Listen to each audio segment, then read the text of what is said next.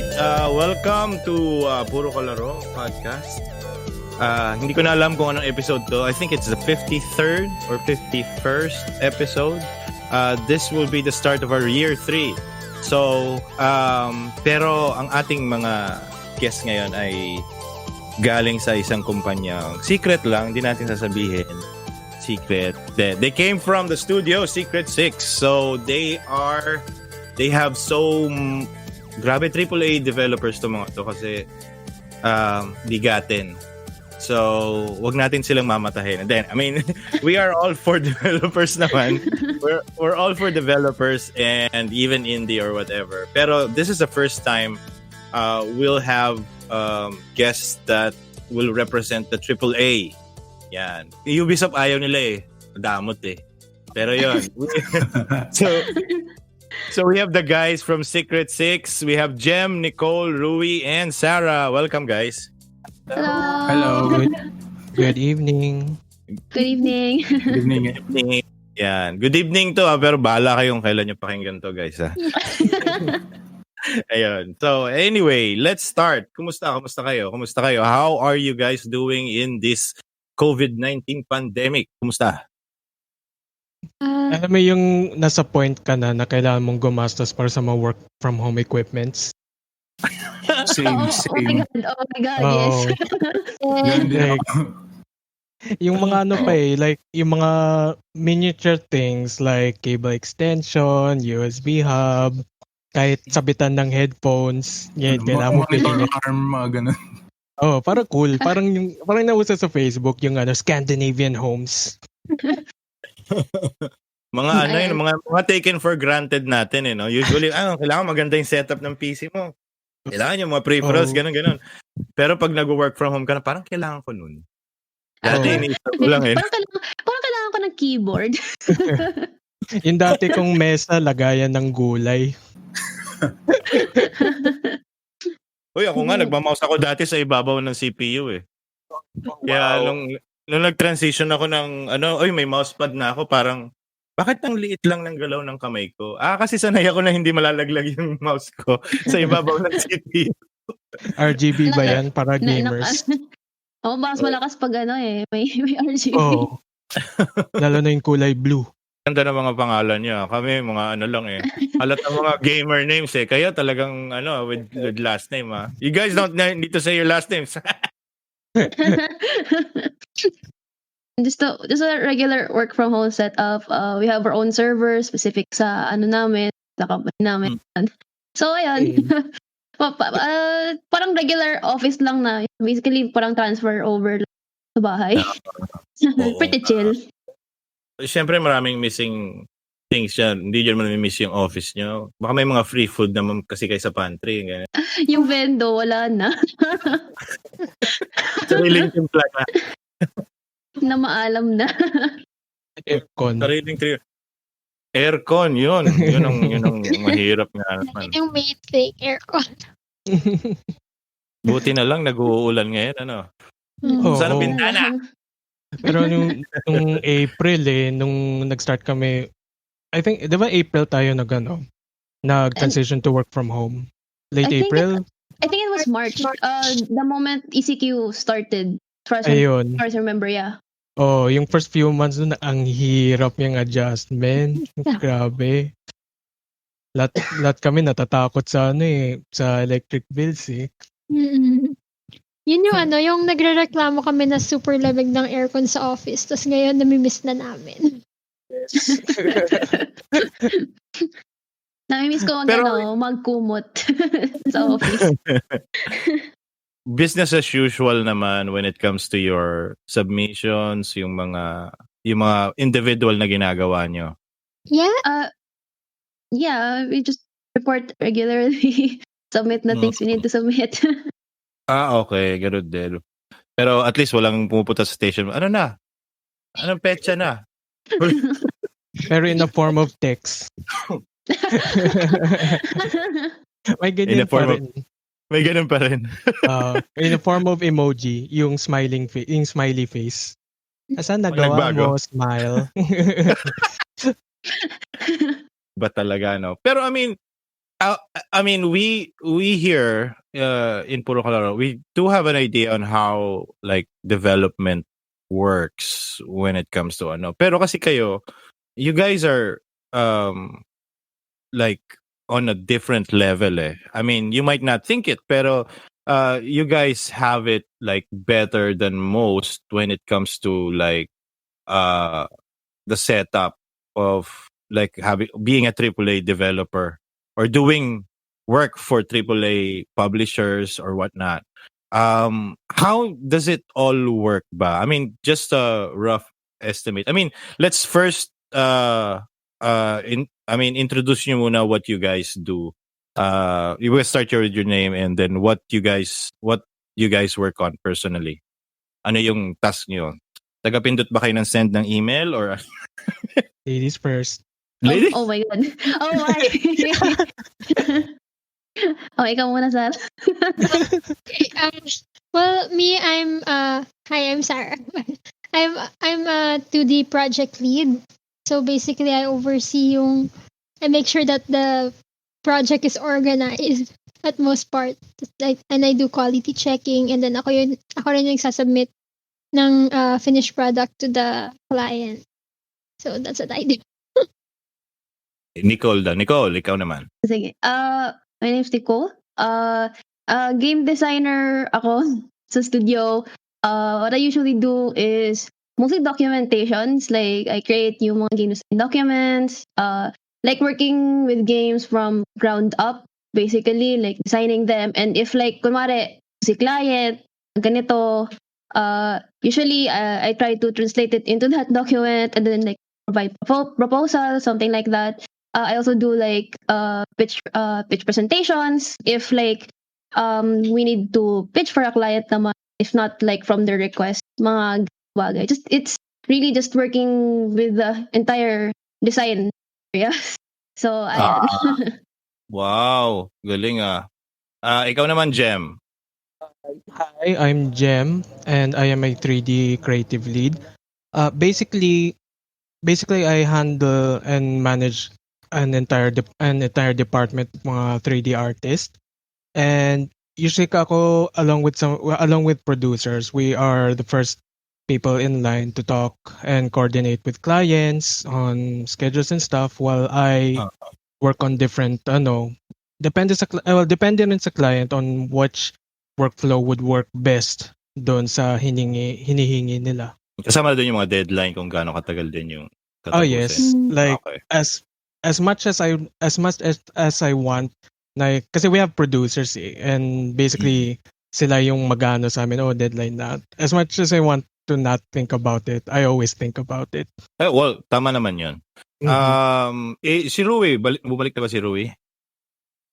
Narinig mo? Okay na. Ayun, Okay. narinig mo. Alright. Okay. So, ikaw, Rui, Yes. what is your bale kung ano yung work mo sa company? So yun, I'm Rui.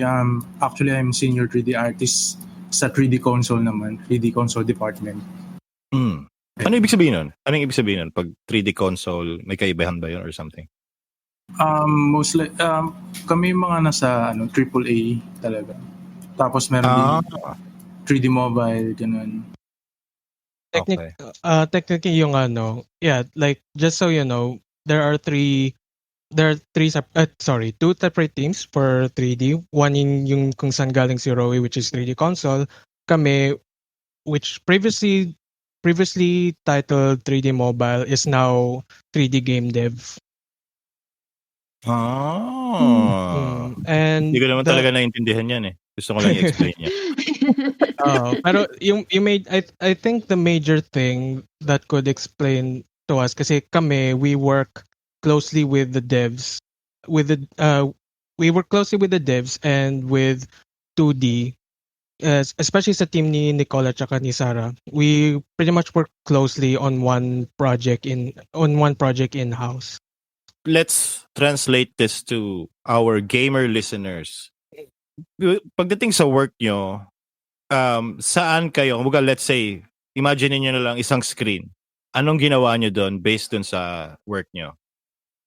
If it applies at all. Screen? Oo, alam mo, isang screen or sabihin na nating sabihin na nating hindi natin sabihin yung mga ginawa nyo. Pero depende. Let's say, Ano yung mga unang makita sa screen natin? alam mo, sa ano lang. isang screen pag nandiyan na yung character or sabihin na nating siya, open world tapos third person. Oh, may game kayo na ganun, alam ko. Here's a surprise. Kung ano yung makita niyo sa screen ko is basically spreadsheets. Spreadsheets and documentation. Yan din yung buhay ng designer. Panay papel, documents, sheet. Pero like if we're translating it into a game, like end ko, basically yung rules na makikita mo within game. Okay, Like, okay. Paano malalaman yung conditions na panalo ka, patalo ka, gano'n. Okay. Tapos, sometimes we also handle UI. Medyo all around kaming mga designers sa office. Alam mo, ang hirap din sa sitwasyon ko kasi parang I know both sides. So yung gitna na nakita ko lang parang puro lines of codes lang siya. Diba? Kasi I mean, let's face it, you guys are the reason why a game actually functions. Pero you are also the most sabihin na nating taken for granted pagdating dyan sa games, di ba? All a gamer is complaining about is this and that and ganyan. Which you guys know how to fix, and sometimes medyo boggled kayo kung bakit, why is it behaving this way? Pero you guys are the first parang let's say frontliners pagdating dyan na ano. How is yung, let's say, yung delivery and expectation pagdating dito? Let's say a client actually says, ganito dapat mangyari. And then yung expectation actually changes. Actually, paltan nyo na lang. How do you guys deal with that pag ganyan? Ibig sabihin kasi sometimes, parang hindi na-realize na parang bumabalik, nag back to the drawing board kayo kasi parang hindi nag-work eh. Parang yung feasibility ng, like, if we have an idea for a game. Oo. Actually, si Nicole yung sa game design, they handle those stuff. Oo, yan. Si Nicole. We handle the grunt of those things. We usually like take those feedback and then we try to actually discuss it like within, like kung may ka-work kang designer, you discuss it with them, like what are the things that we did wrong, maybe what are the things that affect na maapektuhan doon, tapos what are the things we can improve on, and then we do that proposal and see if like it goes well with the client, na kung okay lang sa kanila ganito, then we push for it. But of course there's also like a lot of things within there. We also of course inform our team just so we would also know if, for example, kung yung game is out na and then we get those feedback, so kailangan din namin malaman na sa mga devs na ay possible ba to, kasi baka may magalaw kami tapos mag-ano tayo, magre-revise na naman tayo or something like that. So kasi ayan, nakakatakot kasi usually, on a gamer standpoint, what's scary between the relationship between developers and gamers is that the meta changes. Ibig sabihin, yung entire idea ng how a game parang game concept actually works in the game, nagbago siya because there's too much changes that were made. Are you guys part of any like maintenance, even if the game is out? You guys maintain particular games? I do. I'm on a somewhat like similar project like that, yeah. Okay. Well, nga pala, we have like Go Signal naman to actually mention your games that you guys were involved in, except one. So we're not allowed to say one, which is sayang, yun ang pinaka-juicy. Pero okay lang. We can discuss without saying the game of how you guys feel. Pero mamaya na yun. Or how you guys felt. Would it matter if halimbawa ako haven't played it yet? Oo. I mean, ako nga, I haven't played it yet eh, kasi wala ako nung platform na yon. PC Master Race ako eh. So, Oh. so, so di naman. Nagkataon lang wala akong platform. Pero previously, yung mga dati, nalalaro ko yung mga games na sa platform na yon and all that. Ayaw pati yung platform, ayaw sabihin eh, no? Siyempre, mahirap na. Anyway, andun tayo sa, let's discuss muna. I want you guys hear from you kasi gusto ko magkaroon talaga ng malinaw na sagot dito from, especially you guys who represent AAA games. When it comes to delivering from your clients, no matter who it is, like, sino ba gumawa ng what was this game that you guys did? Pull up ko na nga yung website nyo. Yung mga Bigla ako, alam mo yun, bigla ka nabablanko. This was actually free. I actually have this game because it's just free. And this is not my type of game. I don't really like open world sandboxes. Pero let's talk about like Just Cause 4. Were you guys involved in that? Si Roy Just- makasagot Yeah, si naman. Rui Yes. yung makakasagot sa amin. Ayun, meron pala eh. Yes. May natira. Okay, matagal na kasi itong game na to eh. And I mean, this translates to what? Almost a decade long of development na siguro. Hindi, from development phase. Matagal na itong game na to on a gamer standpoint. Pero on a development, so mas matagal pa to. Siguro almost a decade na. So Rui, anong masasabi mo dito? Kasi one of my very question is, when it comes to AAA development, and you guys can mention the games that you guys worked on here, except that one, alam nyo na. Deadlines and crunch times. So when it comes to the first example, Just Cause 4, how was the deadline and crunch time when it comes to that? Kumbaga, paano nyo hinandle yun? Actually, na-handle namin siya ng parang let's say, yung term namin sa office, suabe lang eh, gano'n. Smooth lang talaga. Kasi parang most of the assets naman kasi mga objects inside the game is nare-repeat yung workflow. So, minaximize namin yung ganong way para hindi kami mag-crunch time and umabot sa deadline or ayun. Oo. Sa ibang games, from the others, I mean, how is it, how does it look like for our listeners on how to, para mag-gauge nila kung ano talagang itsura ng isang crunch time pagdating sa dev, na hindi na realize na yung mga minamadali na lang, ang tagal naman i-release, katulad ng like Cyberpunk 2077, delay na twice, I think 3 times na. So people are just saying nasty stuff that ano ba yan, hindi nyo na yata kayang tapusin or something like that. Can we educate the gamer listeners here on how it actually looks when it comes to crunch times? Paano nga ba? I think since when does it happen pala? When does it happen? Does it happen like last 6 months or last 2 months or something like that? Parang parang depende sa client actually, kasi yung client ibabato lang yung assets sa amin. Doon minsan parang ipa-flag nila kami na ito to, kailangan to kaagad, ganito. Bibigyan ka nila ng estimated time kailan matatapos, etc. Depende rin kasi sa artist talaga. Like, well, to be honest, ako na-addict talaga akong gumawa ng art ng 3D asset talaga eh. So, Itigilan ka talaga. so hanggang masatisfy ko yung art sa utak ko or what, hihinto ko yung trabaho, ganun lang. So hindi, ikaw let's just say it na parang perfectionist ka versus pwede na yan.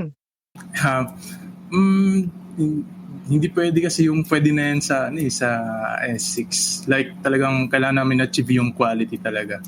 Talagang kailangan diskarte talaga eh. Diskarte mo talaga eh. Shout out sa Secret 6, yeah. Quality eh. Quality talaga. Pagdating dyan, who do you guys, when it comes to high-level talks, nagkaroon na ba kayo ng game na you guys are working on and then they decided the other way? So who decides that? Who answers to whom? Who makes that decision?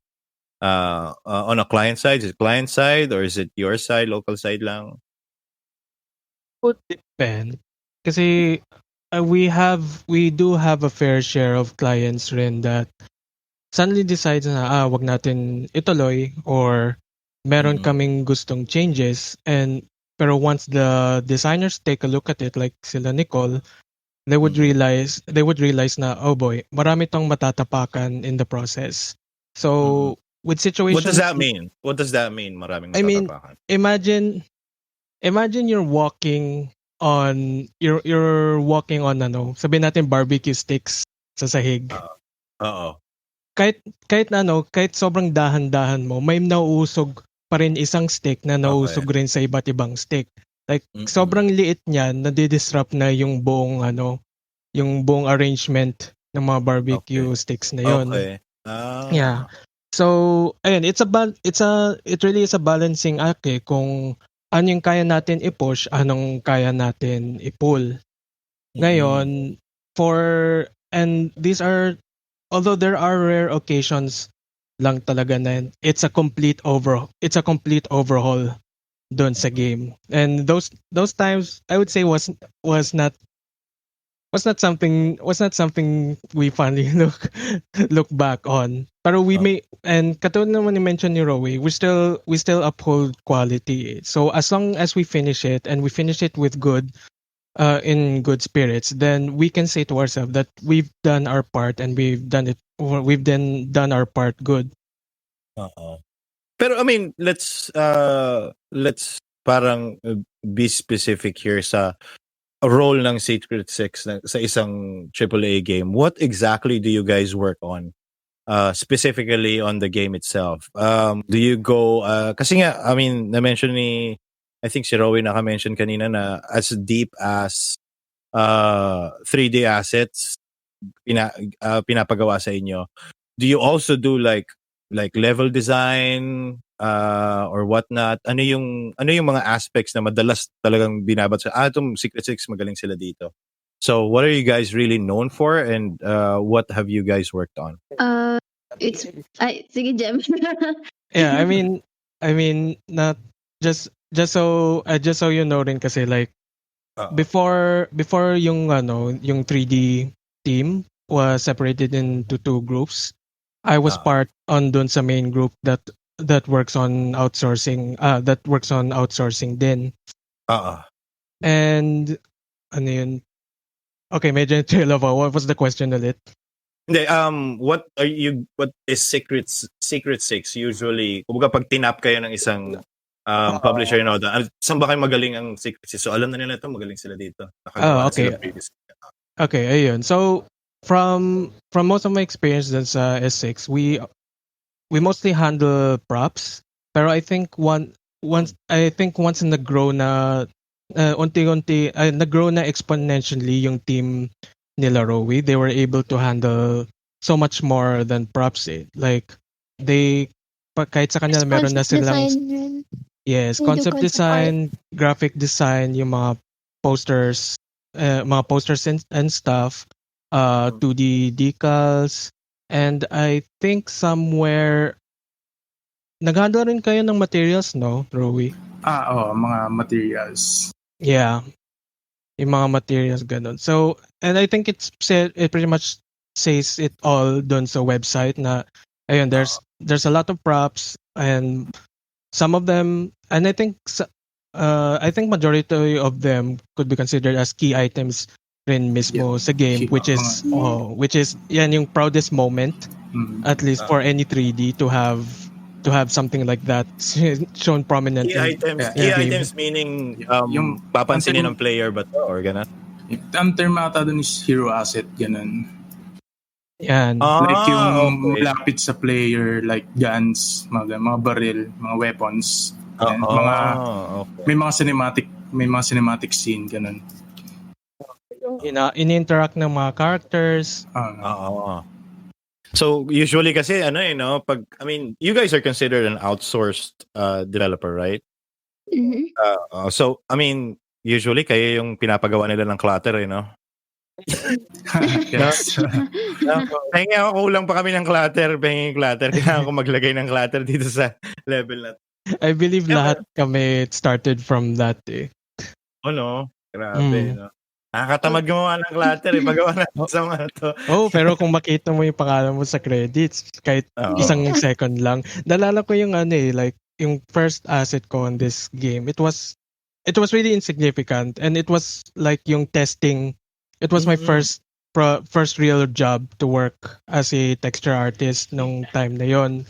Mm-mm. And I think no, medyo na-delay pa ako doon kasi I was having a hard time, pero I was able to submit it.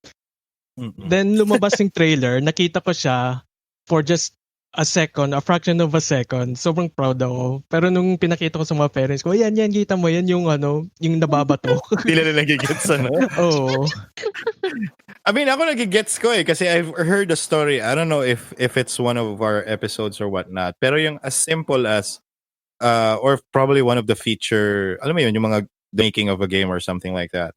Explaining how a dev's role is. Yung parang nakita mo yung ilaw na yan. Lahat ng ilaw sa street na yan, ako gumawa niyan. Kung bakit umiilaw yan, ako may gawa niya. Yung parang, alam mo yun, proud na proud. Oh. Pero I mean, it's on the background and you're proud of it because you can see it every time. But of course, alam mo yun eh, na from a gamer standpoint, dinadaanan lang nila. Diba? It just goes to show rin na how much effort that is put in, especially sa AAA outsourcing eh. Like a simple can, you don't simply just make a can, you say what's the story ng can, parang ito ba nababat. Talaga? Oh. Yes. Patay ba yung can? Yes, like if Sino ang nagsusulat nun? no, I mean nobody. I mean you guys as a designer do that? I mean, labels? I don't think it's a designer thing. Eh. It's more of an artistic pride. I think it's on art. Actually, it's more of like art. Yeah. Oh, kasi meron silang sinasabi, and I hear this a lot rin, especially sa mga Western game dev. Yung pinamagandang work mo, it works well because people doesn't notice it. Pero kung nakita nila mali yun, alam nila na mali yun. Pag napunan nila. Correct naman yan. Correct yun. Oo.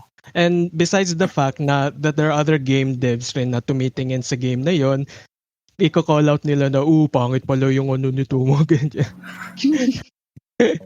Totoo do. I mean, on a typical basis, like as simple as isang lata lang ganyan, how many revisions do you think does it go through? Minsan, siguro naman on a normal level, pasok na agad yung unang gawa, no? Or as small as that, do you think it still gets rejected? Or locally nyo na lang nire-reject? Hindi na maabot sa client? It has to start locally talaga ma-reject. Kasi that gives a good impression eh. And I think hanggang ngayon rin, and again, galing rin ako doon sa same team ni Laro dati, na yan yung ini-ingrain sa amin. And konting segue lang, I do remember the first time when they told me to do a mailbox. It's not anything, it's not for a game, pero it's mostly for something to test yung yung capabilities ko as an artist, even though advertising graduate ako. So, wow. Yes. We'll go back to that later kasi yung kakatawa yun. So, it's a mailbox. So, I said, okay, bigyan mo ng texture ng mailbox na to. Ganyan ka-vague yung sinabi. So, okay. And because of my concept artist mind, ginandan ko yung mailbox. May konting arte doon sa stem, may decals pa doon sa sa lid niya. And nung nakita ng dati kong art director, sabi niya, ba't ganyan yung mo? Tapos sabi ko, kasi maganda eh. Tapos sabi niya, pustahan tayo. Kung mahanap ko yung design na yan sa Google, pasado yan. Nag-type siya ng mailbox dun sa Google, puro generic. And sa akin sobrang nag-stand out. So the lesson there is una, you have to look at real world references. Only design things when they ask you to design. And kailangan talaga grounded siya sa reality. Hindi porket yung parang cool ng design na to, and then reality is out of the bag eh. Hindi, especially for games that requires high fidelity, especially ngayon lang puro realism talaga yung habol nila. Actually, I think we are at a point where you guys will definitely shine now because compared to like what 10, 15 years ago, these assets are mostly talaga nilalakaran lang. Now any like a person who actually appreciates the game or even reviews the game would sometimes look at an asset na parang grabe naman yung ginawa nila nito. Sobrang detailed naman and I'm just gonna pass by it. So na-appreciate na nila ngayon yung detail na nilalagay dun sa game. And how do you guys feel about that? Na parang ngayon nagpapalit na napapansin na talaga as small as asset creator lang siya, 3D artist lang siya, ganyan lang siya. Ano sa tingin niyo yung nararamdaman niyo pag nagkakaroon na ngayon ng focus ganun? Patuloy yung I mean, you guys made like so many guns in Just Cause 4 and all that.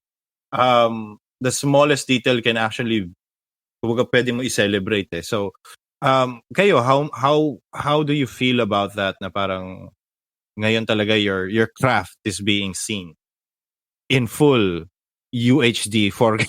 Ganyan. Well, I don't know. Me when I play video games, I also notice those stuff. Like, Yes. oh wow, this is really nice. Ganda naman ang lighting dito, gano'n.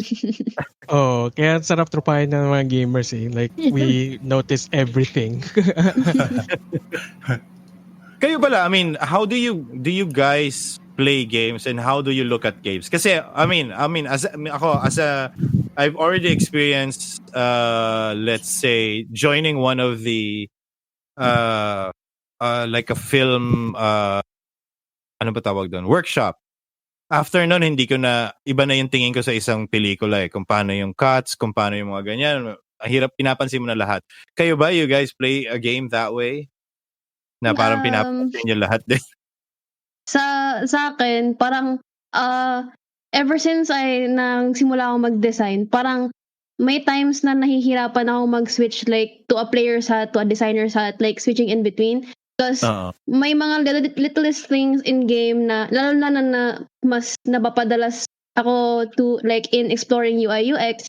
The moment like may off sa akin regard sa UI ng game, parang bakit ganito? Dapat ganito. Parang I'm trying to correct them already like in my head while playing, and then like oh wait, I have to stop myself and then remind, no, you're not on your designer hat today, you're on your player hat. So it's a little bit jarring to actually like sometimes to play in some games, but it's not all the time naman. But I still play for fun, but I just can't help put on that designer hat at sometimes kapag talagang nababother ako sobra. So yeah, yun yung sa take ko, at least for my end. May angas na, no? Parang, nako, kung ako yan. But for the others, I mean, kayo, I mean, do you guys still play games at all? Or, I mean, of course, pero, I mean, how do you actually view games now? Ganun din. Parang same lang din kay Nico na before nun, pag naglalaro ko, parang enjoy lang talaga eh. Trip-trip lang, trash talk lang. Ngayon, parang pag tinignan mo yung asset, parang papatanong ko sa isip, ano kayong process nila dito? Ang ganda, parang ganun. Like, ang ganda ng variation ng color, ganun. Yung color nito masyadong saturated. Parang ganun. Parang in the end, na-enjoy mo yung game, pero at the same time, nakikita mo yung quality ng process nila kung paano nila ginawa. Yeah. like going back to that, like I recently had that kind of experience when I started playing Death Stranding. And alam mo ba yan, Jamie? Oo, napaka I mean, Kojima's heck. Sobrang detalyado ang kulit, di ba? Oh, and ito yung thing eh, and this is just my personal perception of things.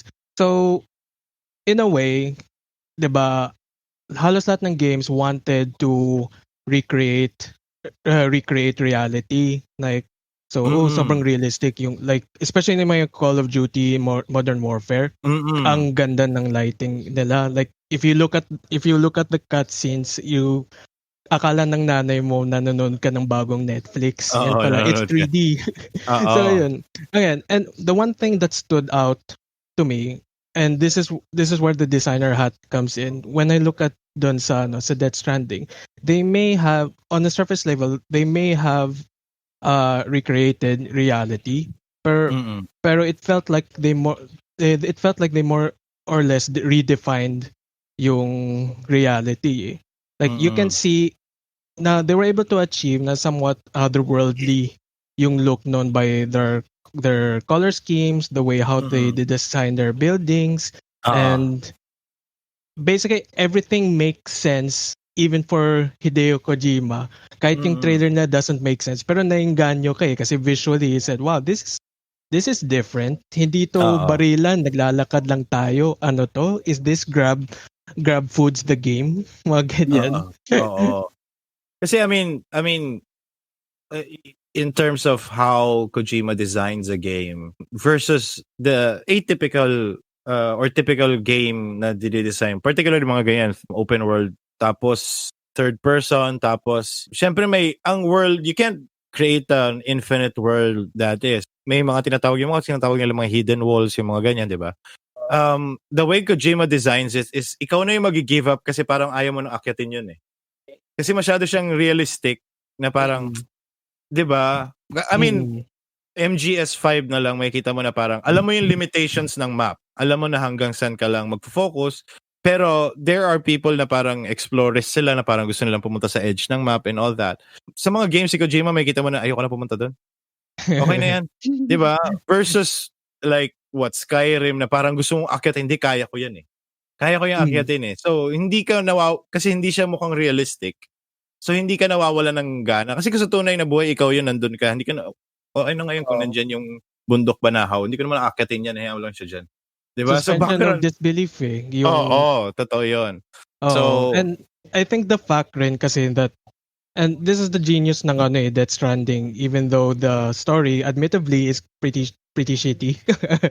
Even for, I mean, given that si Kojima naman, it's his stories it's always on the lens from a Japanese man what he thinks it's cool based doon sa mga American influences niya. Pero I digress. Like, it's a walking simulator, and of course you'd want to explore everywhere kasi naglalakad ka lang, you even have a bike.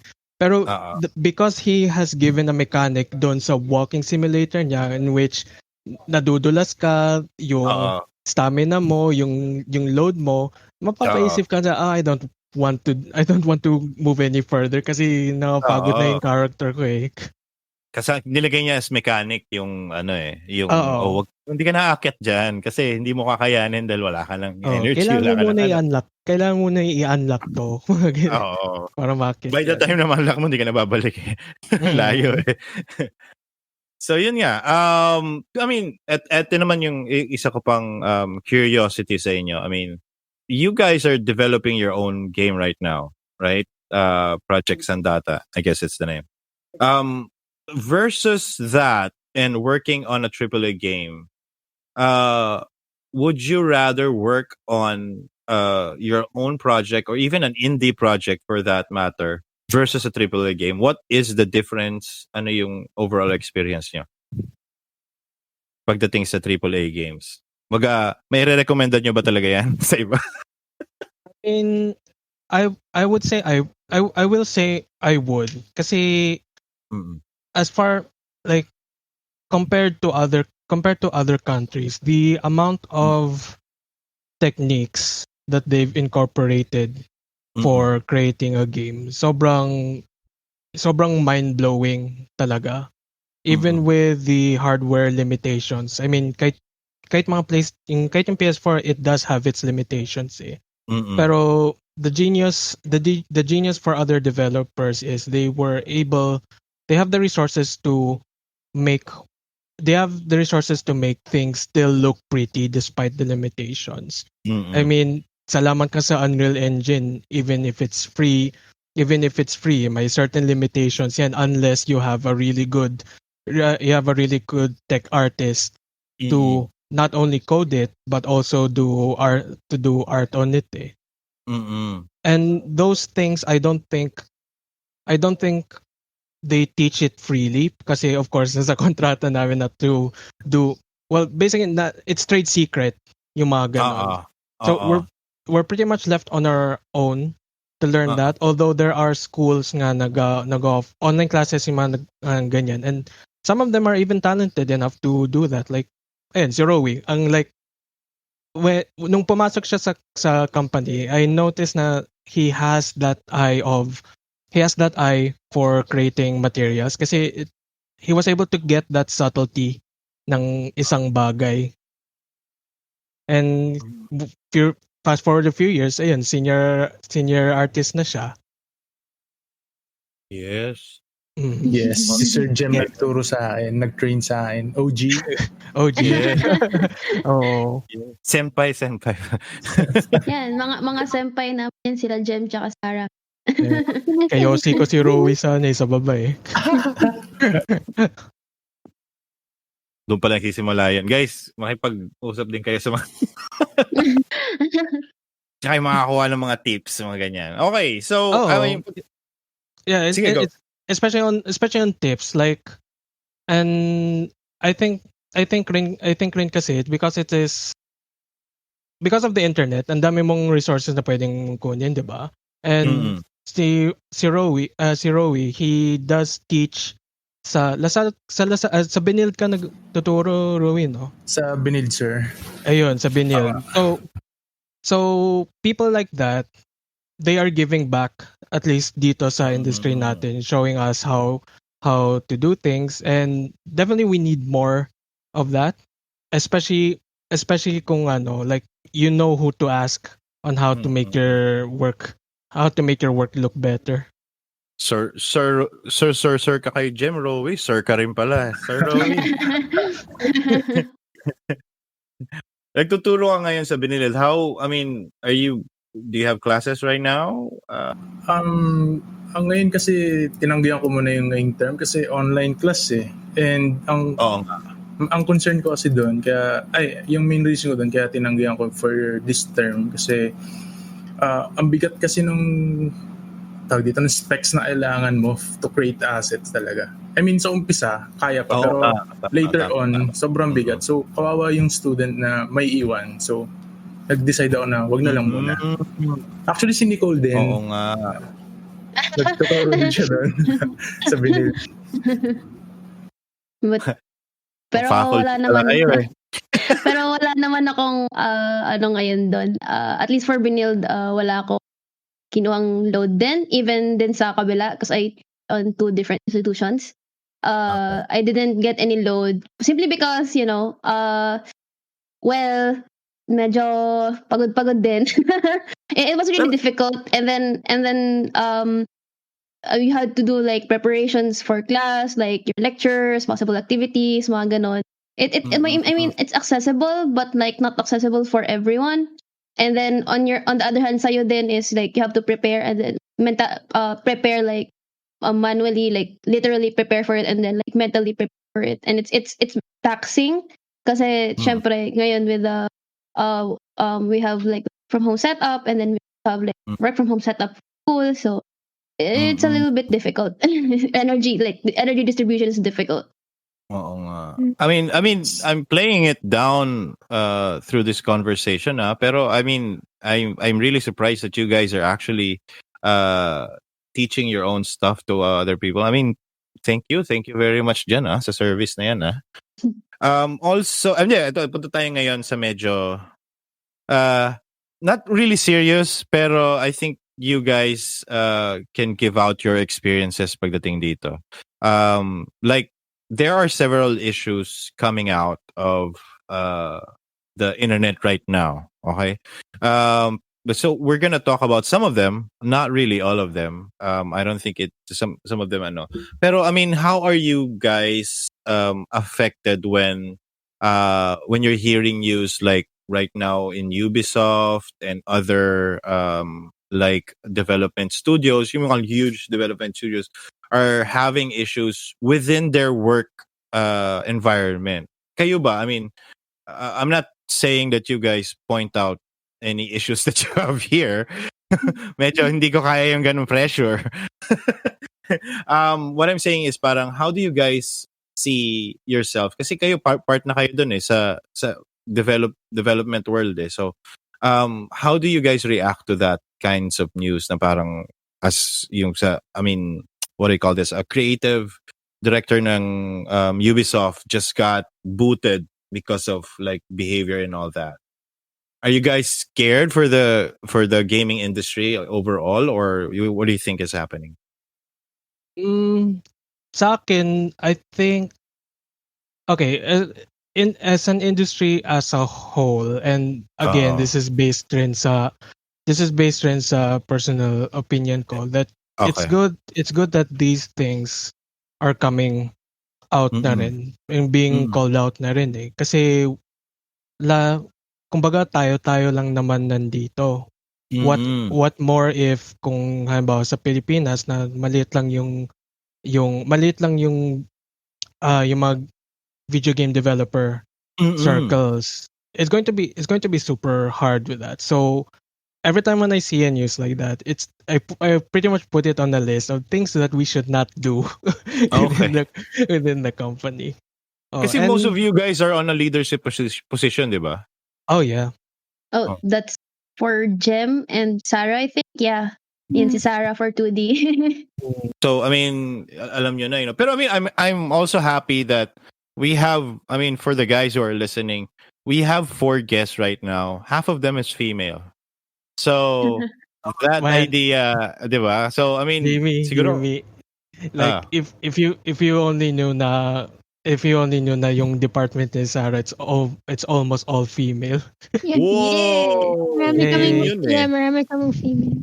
Oh, yung mga kapwa kong managers, yung mga kapwa kong managers, halos lahat female din. Maganda ang Pilipinas na development story. Maganda. I mean, mga issues like yung mga sa states where they have yung unequal pay. So, but sa Philippines, I don't think that happens, or at least where on my work experience, I don't think I've experienced that. Oo nga. Mas lamang pa kayo ganun din. Pero you were able to si Sarah, she was able to work doon sa sa isang client nila, pinapalipad sila sa States. Oh yeah. This is your where is it? San Francisco or San Francisco, yeah. Oo. So pinapalipat ka doon. Gusto mo ba lumipat? No, I got to go there for training. Pero San Francisco is a very tame environment in my opinion. I mean, kung meron kang pupuntahan na lugar siguro na medyo female friendly and equality friendly is San Francisco. So open. Very open yung culture niya. LA. LA medyo baka hindi ba? Okay. May experience to si Jem eh. No, not really. Never pa ako lumabas for work purposes. Actually, the only time that I went out for work purposes was when we attended Kuala Lumpur's gaming event. Okay, kasi you guys have to present. Yeah. Alam mo yung event na yun, Jamie? Yeah, I think we're following several also in Singapore. Yung parang kasi our version is like ESGS of E3, diba? So Singapore also has their one, and Malaysia also has their I think Thailand also has their own version. Ang sayang nga dun sa sa Kuala Lumpur kasi when I went there, I found out na basically the entire gaming industry was government supported. So yes, that's true. Yeah, so the place that we went through is actually, isipin mo parang Ortigas, pero halos lahat ng katabi mo mga gaming studios. Talaga? Oh, it's like a tech hub everywhere. Hashtag sana all, no? Oh, hashtag sana all. Parang Silicon Valley. Oo. Pero mga gamers. At saka halo-halo nga sila yung mga expats. let's talk about that. I mean, how do you see the Philippines making a dent in the gaming industry? Kasi hindi naman tayo kilala eh. That's why I'm actually surprised we found out about you guys. Kaya pala secret S6 kaya secret 6 eh, no? Talagang hidden talaga kayo kasi parang I know there are like studios that are opening here and there are also being outsourced. But when I saw the AAA portfolio that you have is like okay, so formidable tong mga tao na to. So I mean, yun nga, how do you guys see the gaming industry here in terms of developing? Kasi nga wala tayo masyadong presence when it comes to the international market. And most of the market is actually in the West. Unless MMO ka, dito ka sa Asia. Di ba? Yes. pero curious, how did you find out about Secret Six pala? I heard about you guys through ESGS. I didn't kasi nga I rarely check out websites and all that. Pero the courage for us to actually kasi recently na naman kami digital like third year here, and most of the developers that we reach out don't usually speak out. They don't have, because if they don't have any projects coming out, they don't speak out. They don't want to be in interviews and all that. They have really little to say. Pero kasi kayo, you just had a recent interview. I think Hannah had a recent interview with I forgot who publication. Pero I saw an article that you guys were doing interviews and all that. So, yun, naglakas loob kami na parang, gusto kaya nila mag-podcast. Kasi ang gusto, I mean, us, we want to talk to you guys. Specifically, parang kayong apat talaga gusto namin dito. Not really the, if S6 has a spokesperson, okay yun. But if, I mean, hindi naman kami marketing na malaki yung reach namin. Pero ang gusto namin kasi is to talk to you guys on how it is when it comes to the insides of developing, particularly kayo, AAA kayo, di ba? So, nakakausap kasi namin puro indie, ganyan. So, yung mga nagsa-startup pa lang, yun. I think we had to thank yung marketing department namin for that. Kasi like fairly recently nagkaroon kami to do pushes on exposing ourselves to other people, like I know din na nagkaroon rin yung department nila Rowie ng workshop sa Binild for and then sila Nicole on sa mga thesis nila, no? Yeah, we do advising. Yeah, I did advise. And what else? Basta ang dami. Like besides ESGS, some of the team were invited to talk into different schools. Kahit outside of Manila. I think the farthest. Ano yung in-attend? Wait, yung sila Bian yung down south, no? I can't recall. Yeah. Yeah, basta meron din events outside of Manila that Metro Manila. Yeah, and which I think is good kasi like I said, we want to give back doon sa community on what we know, and especially getting them prepared doon sa workforce kasi finally we can prove to the parents na this is a real job. Yeah, it's trying to lose that stigma around, game. Puro kayo laro. Ha, jokes on you. Bihira na ako makalaro. Oo. Diba? Computer. Oo. Yeah, yan. Ngayon alam niyo kung bakit ganyan yung title ng podcast namin. Shared trauma tawag dun. Galing yan sa mga parents eh. Puro ka laro! Diba?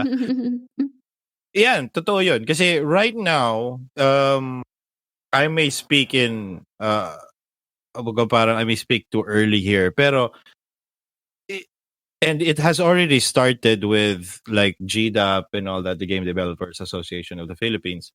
Pero you guys, kasi nga nagtuturo kayo and you guys are attending these seminars and all that.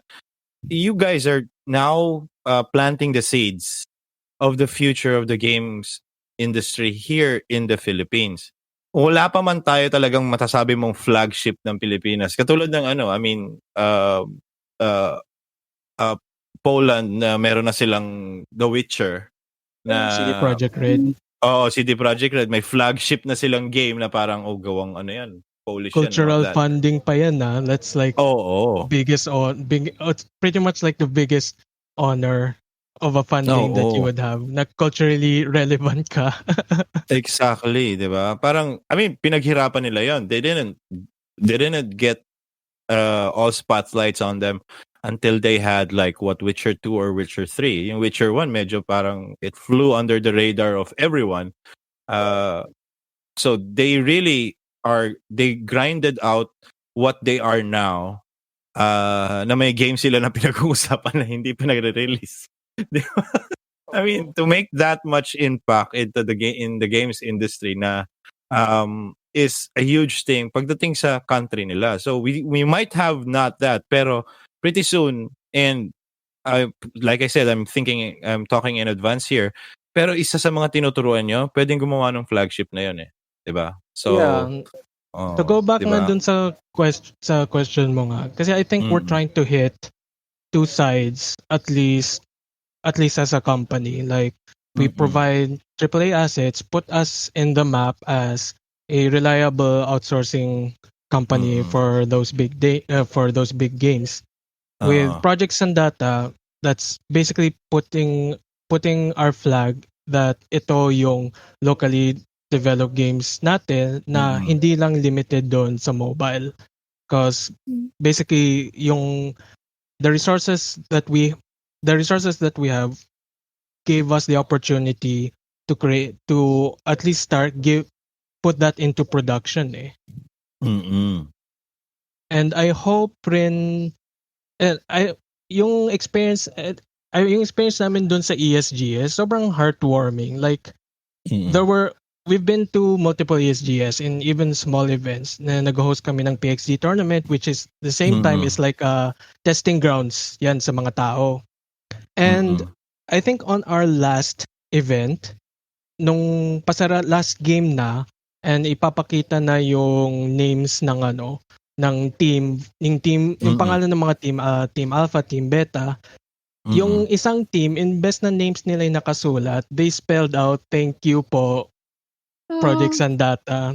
Oh yeah, I remember that. Yeah, like lahat ng pagod tsaka hirap namin. It's like, oh my God, they actually like it. Yun yung that's the reason we also did this podcast, is because just to give spotlight to you guys that have no spotlight at all. Diba? Mostly the people who are like creative director or whatever, those are the guys that are being shown in those interviews and all that. Pero you guys who actually create the small cans na sinasabi niyo, yung maliliit na lata lang, diba? You guys are the bones or the soul of the industry na kailangan at least bigyan ng spotlight kasi nga, ako personally, I'm concerned when we're talking about in-announce na nila yung launch date, tapos iba yung mood ng office na parang, yan yung launch date? Sure kayo? Kakayanin ba natin yan? Diba? All too familiar feeling.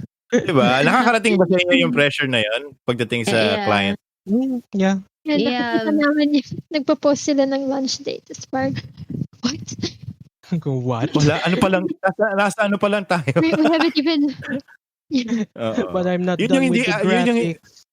Hindi nila nakikita yun eh. Hindi nakikita ng like gamers or consumers na yung part na yun na parang wala. Let's just give out the best example of a game so rushed that could have been the greatest, but now it's the greatest blunder, which is Anthem na ginawa ng EA. Diba? Ito yung, diba? They already announced the concept where the ganyan-ganyan, pero nothing was actually made. No one was making the game. they were already may trailer na nga, may ganyan na daw. Sabi niya, wala pa tayong nagagawang ganyan. Di ba? Yung So, Mass Effect Andromeda, that was the biggest Oo. heartbreak sa Yeah, akin. yeah. Pero I think because of that, I think sinadya naman talaga nila mag-fail yun because they hated the engine. I don't know. Have you guys worked on, what was that engine? Is it Frostbite? No, it's not. Is it Frostbite engine? I haven't. You guys are working with what? Unity, of course. Most Uh, Unreal and Unreal. Unreal and Unity. Yeah, it's Oh. Unity. Yun ang mga favorite naman talaga nila, Unity. Oo. I'm trying to review a game right now. It's made in Unity and all that. So everyone was making in Unity. Kasi nga, I mean, it's out there. Personally, I wanted, if I was gonna make a game, I'll make it in Unreal Engine 4. Not because it's easy or not, but because it's a free engine. Yeah, Diba? I mean, there are a lot of things you can do with it. Available. Ano yan, Sarah? There are a lot of resources then available online.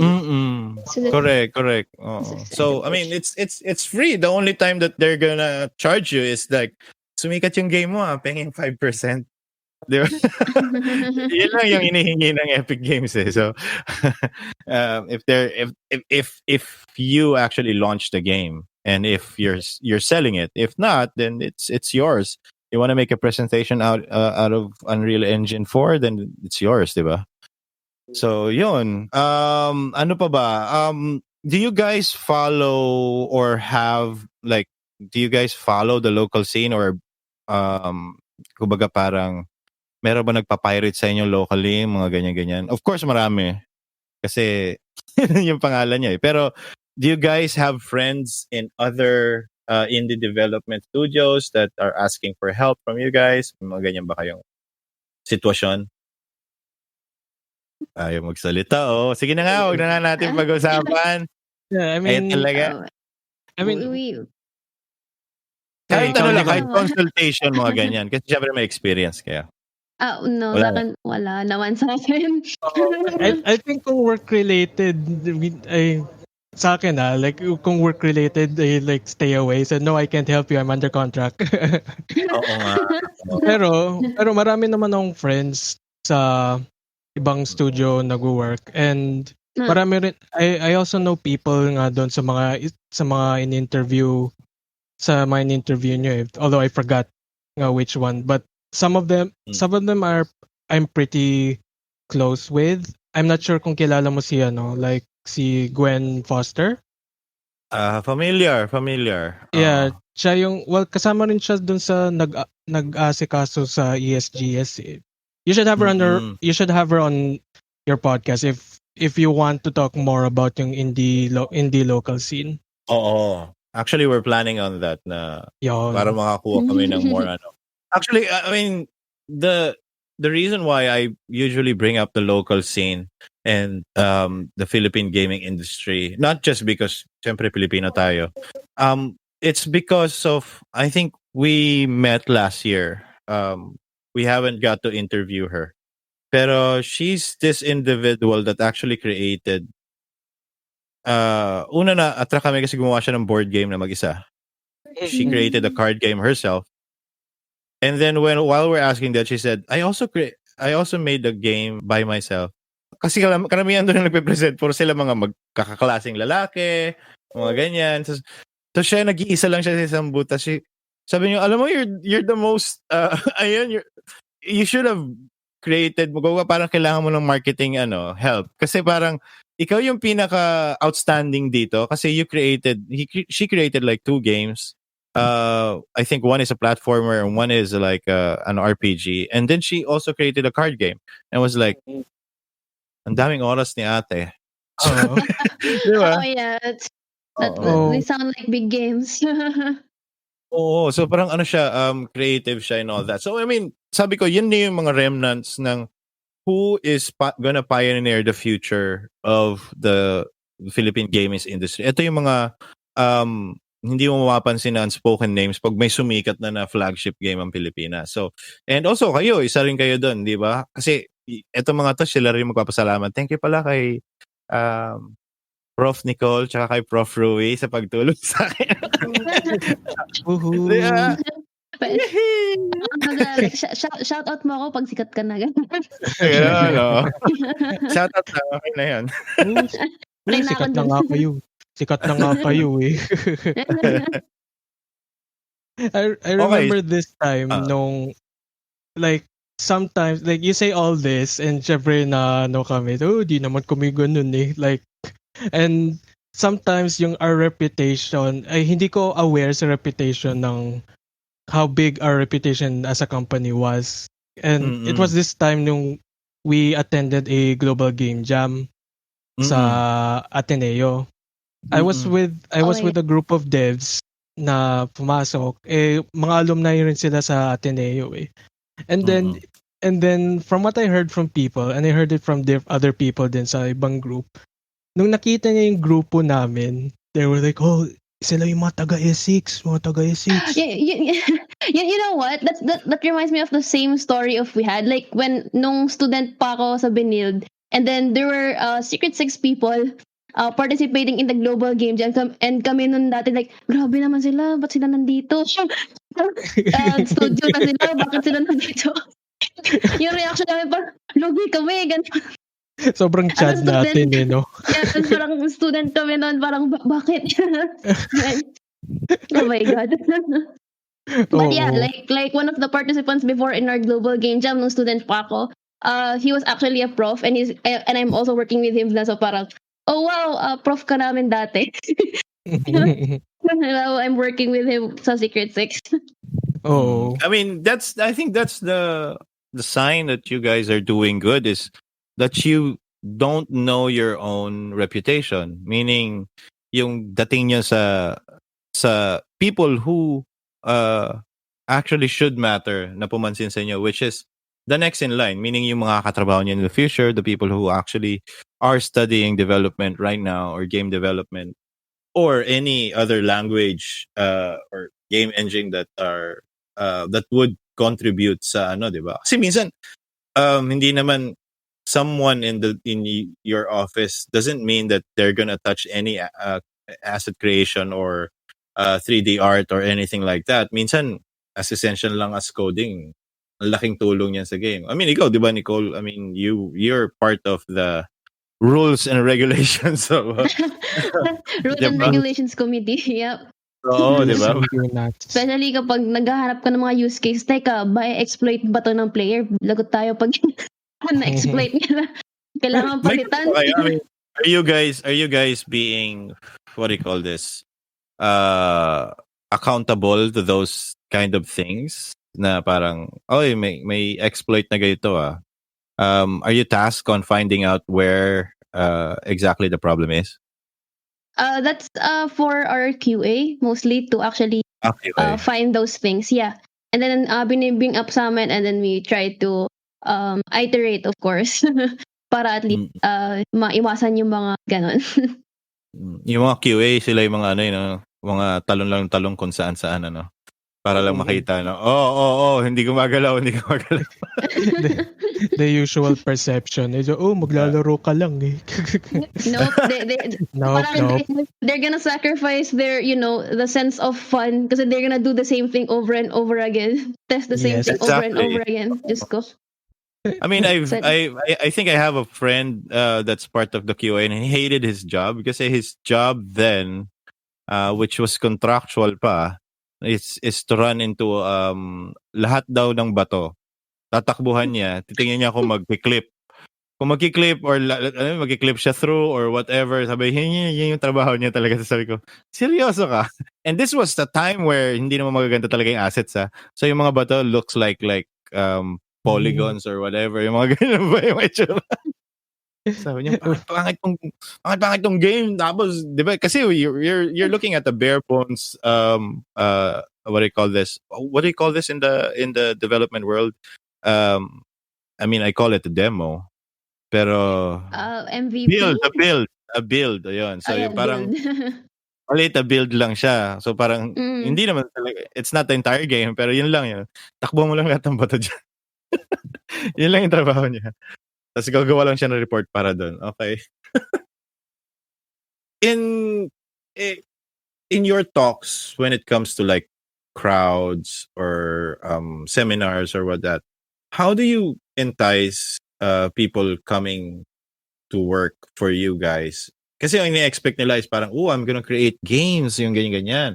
Pero most of the things that we'll see is mostly codes and all that. So, how do you entice people to actually na gawin tong ginagawa nyo in the future? Tingnan mo, tumahimik. Students to like when they graduate to apply for our company. Mga ganun. I mean, if they are like potential candidates na talaga na, di ba, nag-aaral sila and all that, what do you actually say to these guys? Kasi alam nyo na yung papasukin nila eh. So it's not all fun and games. But, di ba? Tatingin yung mga teachers, Rowie. Ano yung sinasabi sa mga estudyante? Sinasabi mo sa mga estudyante po. Oh my God, oh no. Ano lang, sinasabi lang sa akin na ma-enjoy nila yung art talaga. Kaya sinasabi ko. Kasi, like I said kanina, sobrang nakaka-addict talagang gumawa. Like, antay mo masatisfy sarili mo bago umuwi. Parang ganun. And, in-encourage lang sila, parang sinasabihan sila na keep practicing talaga. Kasi, yung mga company nowadays, they won't, naman talaga, titignan yung grades mo, your numbers. It's all about yung portfolio mo talaga. Ayun lang talaga yung sinasabi sa nila. So how do you, I mean, ikaw, Rowie, I mean, you're part of that. How do you discern your passion into creating your art versus business as usual? Actually, story lang. Ako din hindi ko rin alam paano napunta sa game dev. Lahat tayo, yay! Hindi ko talaga alam nun. Like, nakita ko to sa binilid na alagay na course is BSIT. Hanggang doon lang binasa ko. Tapos mayroon pala nakakabit na GDB. It's game development, etc. So parang nung, na lang din, later on, nagugulat na lang, but may programming logic and stuff. Then, dumating yung art. Doon parang natuwa ako ng sobra. Like, lang talaga, more inspiration lang talaga sa mga professor, ganun. And sa mga nakikita mo sa video, sa mga YouTube, social media, ganun, Facebook, Instagram. More on lang talaga eh. Parang hindi napilitan eh. Parang lalo akong na-excite. Na-curious eh. Talagang curious ako eh. Like, paano kaya ginagawa yan? And then, later on, natuwa ako sa process hanggang sa ayun, green up ko na yung opportunity na sige, 3D artist ako, para ganun. yung sa akin medyo iba eh. Pero sort of similar. Like I mentioned earlier, like I'm an advertising graduate from UST. And after graduation, in no way I see myself working as in an advertising agency because alam mo yung mga horror stories dun eh na sobrang mabilis, sobrang fast-paced yung dating. Then one time yung thesis professor ko recommended me doon sa S6 and sabi lang niya, magdo-drawing ka lang ng tao, okay naman yung anatomy mo eh. So, sige. So I got in the interview, nagustuhan yung gawa nila, then sabi na, congratulations, you're a texture artist. Sabi ko, ano? I mean, yung time na yon hindi ako marunong gumamit ng Wacom. Ngayon, di ako marunong gumamit ng Maya or ZBrush. And I basically learned all the way. And I asked yung dati kong senior na bakit like of all the candidates, ako wala akong experience sa 3D. Bakit mo napili? Then sabi niya, well kasi napansin namin yung hagod, kumbaga yung hagod mo and the way how you iba kasi yung texturing texture artist workflow dati. It lahat is based talaga sa foundations mo sa art. And apparently, kita nila na ganong kaganda yung foundations ko nung time na yon na pwede siya i-translate into a texture artist for 3D. I just have to learn how to do it. Oo. sobrang weird eh. Pero natatawa kasi ako kasi I do remember that I wanted to be in the game industry dati kasi I wanted to make a game. Pero yung first dream ko talaga is to make comics eh. Oo. So ibig sabihin, they saw your mindset was right. They just had to teach you they just have to give you the tools to actually make it. Oo. Oh. And down the line, like, syempre I learn, sobrang fast-paced talaga doon. Like, you'd have to learn the new versions or the new workflow almost every month. Like, oh, may bagong engine na naman. And then you were working, for example, you're working on this one shader for an entire month kasi gusto mo ma-figure out. And then suddenly, oops, may bagong engine. We're going to have to change it to that. And syempre na ano ka, nadula ka. Pero I do see the value talaga, especially doon sa especially doon sa yung game dev na mindset. Going back doon sa you don't just make a can, you make a can that really lives into that world. It certainly helps rin yung kumbaga yung artistic intuition ko sa labas ng game industry. Go, Nicole, you were about to say something. I was just saying na parang in relation to that, usually what I would say din to my students and like to encourage them na they go beyond the four corners of the classroom. So if they really want to pursue yung game dev, like not just our company, if they really want to pursue it, then they have to really like try to explore learning beyond kung anong tinuturo sa classroom so that they kapag once they enter the industry, they'll be more equipped, they'll be more ready to actually perform yung mga ginagawa namin. And I guess yun yung mostly na lang nababanggit sa kanila. I also tell yung mga yung ibang processes usual na yung mga presentations ganyan, but what matters to them is yung mga life experience na nakuha namin as we went through yung our game dev life and then pinapasa ko lang sa kanila basically. Sarah, what can you ikaw si Ma'am Sarah. Well, yung sa akin is I'm not sure kasi ako rin like ako kasi childhood dream ko yung gumawa ng games. So yun yung gusto ko. Pero yung course ko was multimedia arts. And it was the multimedia arts nung time na puro graphic design, marketing, advertising yung yung usual. Oo nga. Yun. So when it was only when I went to S6 where I learned how yung game development process works. Like so I would like make the assets tapos ibibigay sa i-implement sa engine or sa build ganun. Inaabangan ko na sana meron pa tayo isang guest Ikaw, HRM ka 'di ba? Paano ka napunta sa yung story ko was different. Like I'm similar to Rui na started with game dev. But then like on Rui's end, like he didn't know that why am I in this course? I started in like game dev na I know I want this course because I really wanted to make games like I think around high school, and then I think I got into coding. I was nung nagkaroon ng mga coding class, like yung sobrang basic na coding class sa high school, parang oh my god, yes, I am gonna create something, and then but then I sometimes end up disappointed. Hindi games. And then like I just tas nung nalaman ko na my game dev pala, so like okay, let's jump in. Yes, I can finally learn how to make games. And then like pagkapasok ko, oh my god, it's more difficult than I thought. More coding. Yeah, more coding. And then at some point like ayoko na mag-code. Design ako. The one thing rin this was from my previous talk then from sa USP, and especially as an artist sa game industry, and tama kasi Nicole na you have to get experience outside dun sa four walls ng classroom. Sa akin, not only dun sa four walls ng classroom mo, beyond art na rin.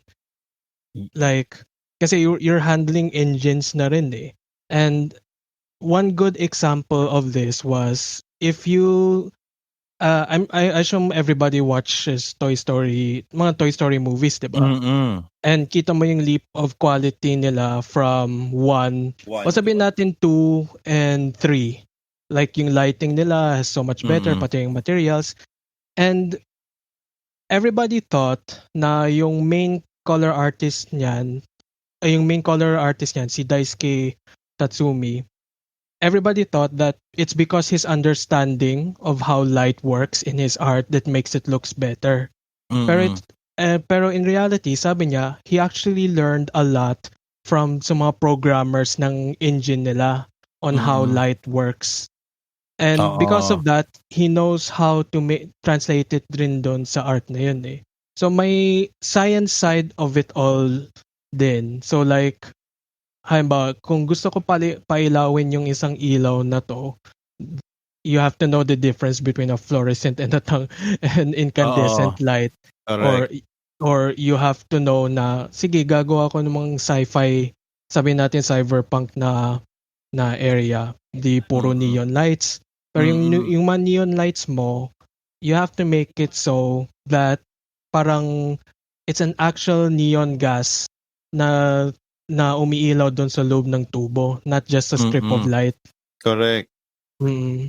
May ganun factors, ano? I mean, on how to produce the correct lighting.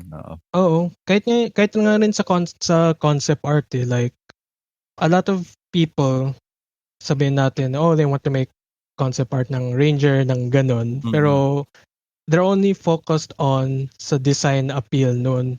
Pero once nang dumating yan sa 3D artist is, okay, this won't work because of this. Like, the pouch is too big. Kung gagalaw siya, magkiklip yan, mahirapan yung animators, yung ganon. Objective thinking, kumbaga, versus subjective thinking. I think I'll have 2 more that I need to ask you guys. Need talaga. Okay. So, do you guys, let's say, you guys create these games, AAA games and all that. Okay? Medyo happy ako tayo dun sa ayaw natin pag-usapan na. Pero, hindi natin pwedeng sabihin kung ano siya. I mean, you guys watch the review of the games that you are actually involved in and listen to the criticisms behind the work that you guys do. Not exactly the story, not exactly the gameplay. Pero the work that you guys, that kumbaga yung review na yon nag-touch doon sa ginagawa nyo. Are you guys affected in any way? Do you take it personally and professionally at the same time? Yung mga criticisms na yan? Or do you let it, pabayaan mo yung ano niyan, pabayaan mo na yung publisher niyan, basta gumawa lang kami ng trabaho? Or do you guys take it na, hindi ko kailangan ko palang i-take yun as a lesson? I like to look at yung games that we do. Yung reaction from users na especially if hindi naman sila yung artist na parang outside perspective, and parang it's refreshing rin to see how they think. Na let's say this certain item is like minsan hindi rin nila nalalaman yung on how it's made, that the reason why the design is like this is because this is how it will work in game. Mga ganun things. So basically, di kami affected. Hindi naman. Parang tinitingnan namin. Hindi kami yung na-hurt na I can't believe it. Naman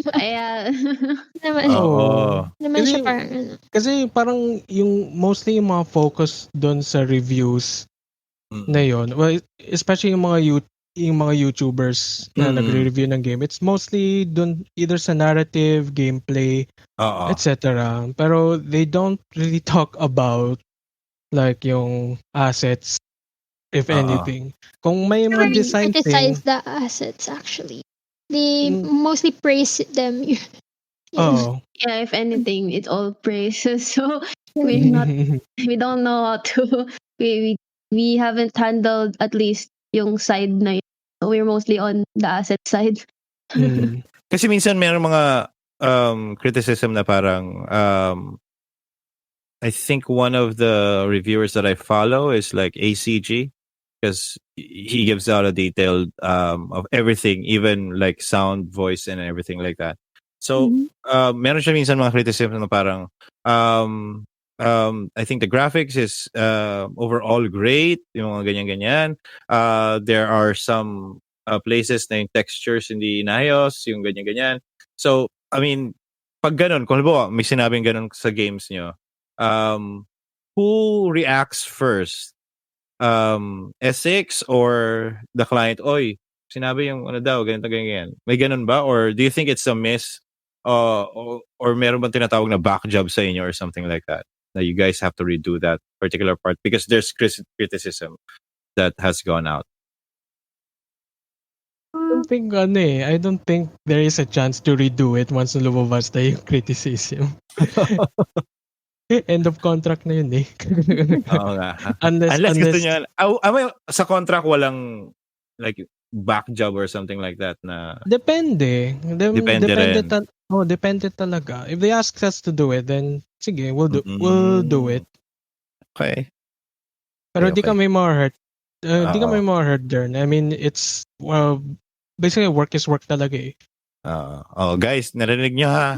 Huwag kayong, kahit anong sabihin nyo, walang pake. Kala nyo nasasaktan nyo sila. Take it pusong as a bato grain to. of salt. Matitigas to mga to. Okay. I think this is the last thing that I'm gonna ask from you guys. I think final words from each of you to our listeners on how to exactly look at you guys, meaning how should us as like simple gamers and like consumers of games and all that should view developers in the future and the work that you guys put into it. Yun. Kung ano lang yung ano niya. Baga pagkakataon nyo to para pagsabihan sila. I think on my end, usually sometimes may mga certain things that you want from games na it's not there and you'd wonder why it's like this way. And usually it's something that sometimes it's just not really feasible at this moment.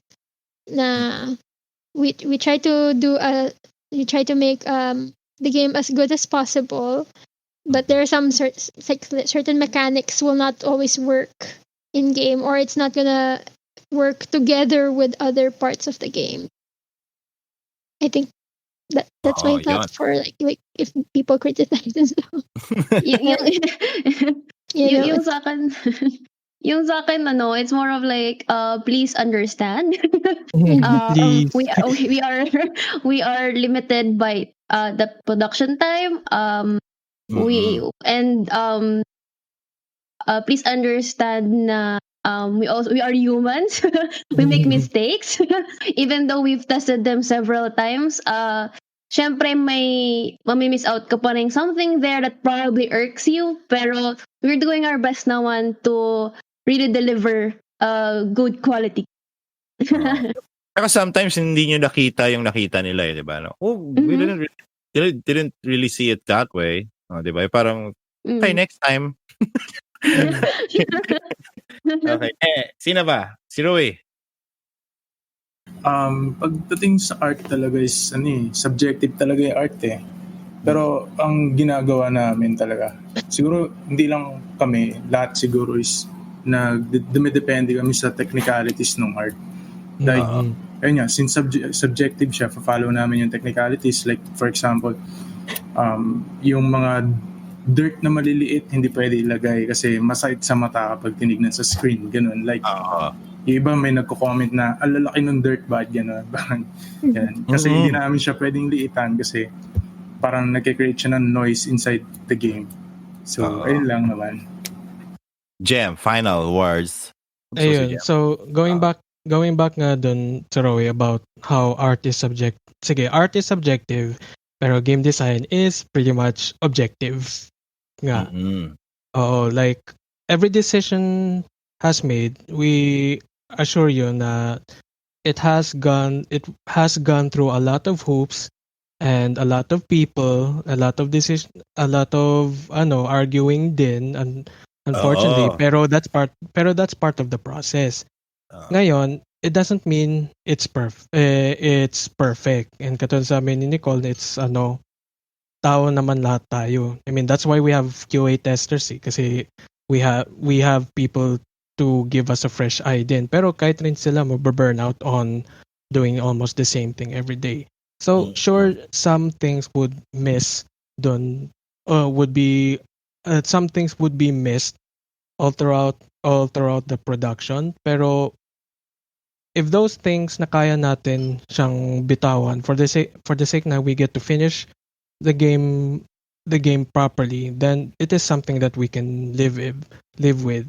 The thing that we basically wouldn't live with is if we put out a game na parang wala na tayong puso doon, kumbaga. Gusto lang natin tapusin. Correct. Makinig kayo, EA, ha? Makinig kayo. Nararamdaman kasi ng player yun eh. Correct. Oo. Totoo yan. Damang-dama yan. May mga supportive people rin naman like on other games, like other people who are willing to wait out nga doon sa sa game na yun. Like yung sa No Man's Sky, yan yung pinaka magaling na na anime redemption arc na nangyari. Like they were able to pick themselves up. When we saw that, when I saw the daming first example ng ganyan, ang dami. Pero yun nga, maganda nga yung No Man's Sky nga. When you first saw No Man's Sky, yung first release nila, maging disappointed ka for sure. Pero somewhere inside me, I feel na, oh man, I know how that feels, especially sa inyo na they're able to deliver.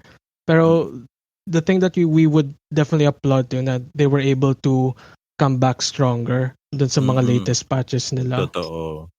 A game that I actually play very much so is yung Rainbow Six Siege. I was there on its like closed beta, open beta, and all that. So we played through all iterations.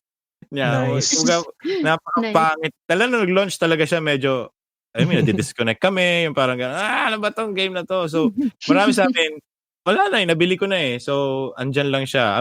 There was a time I actually uninstalled that game. Pero all through these years, like, since 5 years na sila, year 5, coming to year 5 or year 4, ngayon, iba na nasa esports na sila. The game is on that level na ngayon. There are still some complaints because syempre nagsa-stagnate yung meta ng game and all that sa bawat nire-release nila and all that. So papalit-palit. Pero that's how far the criticism goes. They're not calling it like, this is unfinished game, gano'n. Versus nung talaga nag-launch siya, kasi para talagang minadali yun kasi nga it wasn't created with anything. No, iba yung parang nag-release ka. From Rainbow Six, the title itself is like a single player, ganyan-ganyan, tapos may multiplayer din siya. Yun, naglabas lang siya as multiplayer lang siya. So it was created for that purpose only. And people are beloved to the Rainbow Six Siege or Rainbow Six title. Na parang, hindi ito yung gusto namin. Diba? So, pero pinilit talaga yon. And sinabi na, hindi maganda talaga to. Tingnan mo, 5 years na from now, sabi, maganda nga. dami ng fan art sa mga ibang... Correct. So, yeah. So, in fairness naman to you guys, there will always be fans of the games or the things that you actually create in game. I for one love RPGs and would definitely look at the assets most of the time. Meron din mga ano to. 'Di ba? Kasi minsan yung pagkakagawa sa kanya on a 2D okay, on a 3D pag nag-iba na yung ano yun. 'Di ba? So, yun. May mga ganun assets pero sa MMO lang naman yun. Huwag kayo mag-alala. Ayun. So, anyway, thank you very much for giving us the insights for our listeners here on what it is like to actually work with a AAA developer. Maraming salamat sa inyong apat. Ha? Thank you very much for guesting. And yun, I hope maka-exclusive kami sa mga ginagawa in the future sa mga project nyo. I mean, if you guys need to shout out or anything like that, you guys have that this time. Plug namin syempre yung Project Sandata. Mm-hmm. We recently relaunched the website just to give you a short preview on dun sa progress namin. And yeah, we've been laying low for a few years since our last ESGS. Pero it's mostly na para ma-reconstruct na may reshift namin yung focus on how to make the game better. And pretty much yung website na yun will give you the rundown by it. So, I think the web name ng, let me just double check yung name ng website. In a few words, what is Project Sandata for our listeners? Nawala yung kodigo ko. Huli mo! Gusto mo ako na mag-ano? Yes, please. Okay, Project Sandata is an award-winning, skill-based competitive first-person shooter by veteran Filipino developers, Secret 6. Basically yun. And the website is projectsandata.com. Or, you just visit us through our Steam page and website. Yep. And we also have a Facebook page and Twitter. So you guys like and follow. Go lang. Guys, may Facebook sila. So malamang yun ang una yung bibisitahin eh. Pero like yung page, share. Okay? I hope you like the memes. Oo. Thank you guys. Thank you Jem, Nicole, Rui, Sarah. Thank you very much for joining. Sana bumalik kayo kung meron tayong pag-uusapan. Sure. Thank you. Thank you. Thank you. Okay, yan nga pala. Alright. Presenting guys, Secret 6. Madami po silang ginawang laro, including Uncharted. And hindi namin pwede sabihin yung isa. Pero Just Cause 4. And yun, just visit their site, secret6.com. Alright. Thank you very much mga kalaro. You have a great day. Thank you. Thank you.